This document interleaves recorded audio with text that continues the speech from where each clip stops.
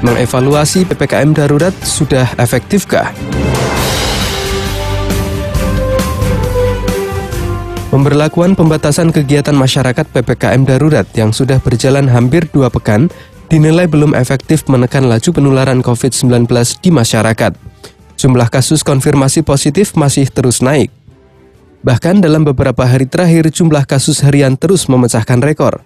Satgas COVID-19 Kamis kemarin melaporkan jumlah kasus terkonfirmasi positif bertambah lebih dari 56.000 kasus.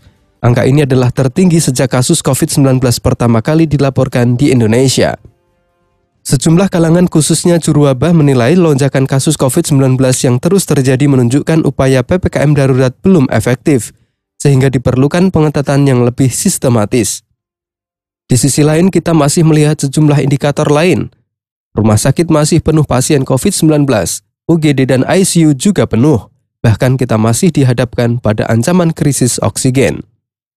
Belum lagi masih kita jumpai banyaknya kasus pelanggaran protokol kesehatan oleh masyarakat, sehingga perlu dilakukan pengetatan secara sistematis. Maka mengevaluasi pelaksanaan PPKM darurat yang berlangsung mulai 3 Juli dan akan berakhir pada 20 Juli mendatang, sudah efektifkah? Perlukah PPKM darurat diperpanjang? Bagaimana pula evaluasi kepala daerah mengenai pelaksanaan PPKM darurat selama ini?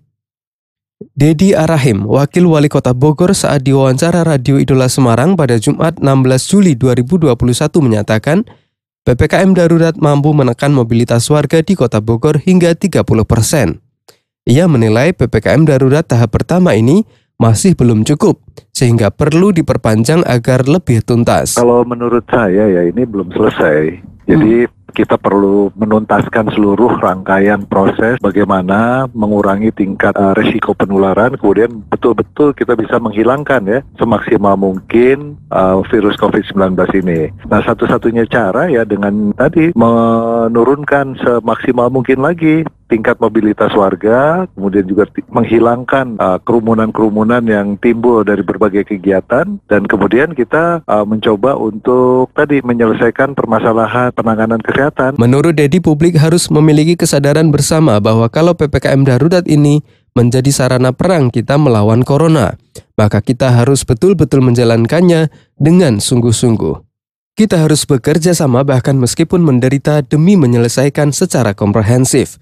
Karena memerangi pandemi COVID-19 memang tak bisa secara sepotong-sepotong. Ya, jadi kalau memang kita mau betul-betul konsentrasi untuk memutus rantai COVID, tentu kita juga harus sama-sama mau menderita. Kita harus sama-sama mau mencoba untuk menyelesaikan secara tuntas, komprehensif, dan final gitu kan. Nggak bisa sepotong-sepotong. Kalau udah sekarang sudah kita lakukan langkah-langkah seperti ini dan belum kelihatan ada bukti ya dari sisi angka penurunan yang signifikan, jangan kita kemudian justru membuka risiko baru kan begitu kan. Sementara itu, Wali Kota Malang Sutiaji kepada Radio Idola dalam forum diskusi yang sama mengungkapkan hingga kini pergerakan orang mulai terkendali selama penerapan PPKM darurat.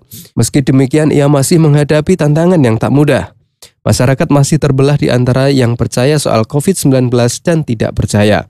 Menurut Sutiaji, jika PPKM darurat nanti diperpanjang meski disertai sanksi sebagai efek jera. Kebijakan kita itu tidak bisa kebijakan parsial. Kebijakan kita itu harus kebijakan yang komprehensif dan teritorialnya harus semuanya. Memang dilihat dari mobilitas orangnya mana yang tinggi. Kemarin ini kan awalnya tidak Jawa Bali Mbak, hanya kota-kota besar. Akhirnya terus diterapkan Jawa Pak. Terus saya menganjurkan tidak bisa, juga harusnya mesti se-Indonesia. Artinya bahwa yang namanya bakteri itu kan tidak bisa jalan sendiri, yang bawa kan orang. Menurut Sutiaji, kunci keberhasilan PPKM darurat adalah kedisiplinan masyarakat untuk tidak keluar rumah dan tidak melakukan mobilitas.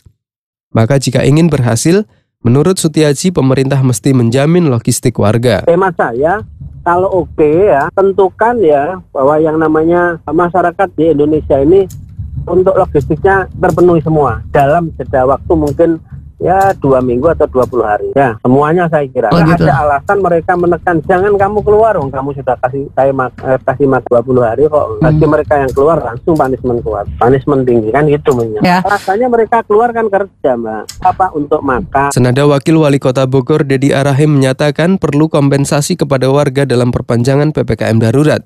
Ini penting karena penanganan kesehatan harus diiringi dengan penanganan sosial dan ekonomi agar rakyat tidak kelaparan. Bagaimana masyarakat kalau diperpanjang paling tidak kelaparan kan? Ya kan tadi saya bilang, yang DTKS saja ada 72.000 kalau Kota Bogor, non DTKS ada 76.000. Kalau ditambah itu sudah 150-an ribu kepala keluarga, ya hampir separuh masyarakat Bogor kan paling tidak sudah ada jaminan. Ya, semua lagi sudah ada, tinggal tadi mengakses datanya bagaimana. Kalau kami sudah ada komunikasi, bahkan kita sudah komunikasi dengan kantor pos, siapa saja yang akan mendapatkan data ya. Kan begitu. Kan sebetulnya semua daerah kebagian sama. Bupati Batang Wihaji juga sepakat jika PPKM darurat diperpanjang, namun jangan terlalu lama.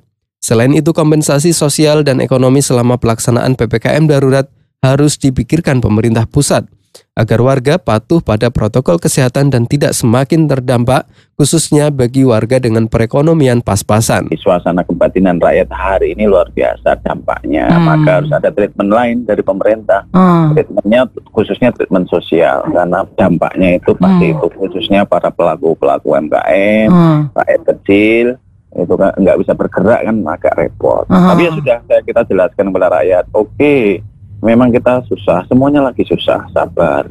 Kalau kita, kalau bahasa Gus Baha itu kan, kalaupun ini setahun kan hidup kita misalnya 50 tahun, berarti 49 tahun kan baik-baik saja toh. Atas situasi sekarang dan mengevaluasi pelaksanaan PPKM darurat yang akan berakhir pada 20 Juli mendatang, Epidemiolog Lingkungan UI dan Ketua Satgas COVID-19 Ikatan Ahli Kesehatan Masyarakat Indonesia, Prof. Budi Haryanto sepakat jika PPKM darurat diperpanjang karena masih berjalan efektif. Panjang supaya kita bisa melihat hasilnya nanti. Kalau misalnya ini berhasil, misalnya yang tanggal 3 ini ya, harusnya kan kita bisa melihat mulai tanggal 14, 15, 16, katakanlah kalau masih tinggi ya sekarang ya, maka 2-3 hari lagi kasusnya bisa stagnan harusnya ya, stagnan gitu ya, memang masih tinggi tapi segitu, terus kemudian hari-hari berikutnya akan mulai menurun dengan catatan kalau itu dilakukan terus dengan ketat ya sampai tanggal 20 itu saya kalau memang betul efektif sudah mulai menurun sebenarnya. Situasi COVID-19 saat ini membuat Indonesia disebut-sebut sebagai epicentrum baru COVID-19 setelah India.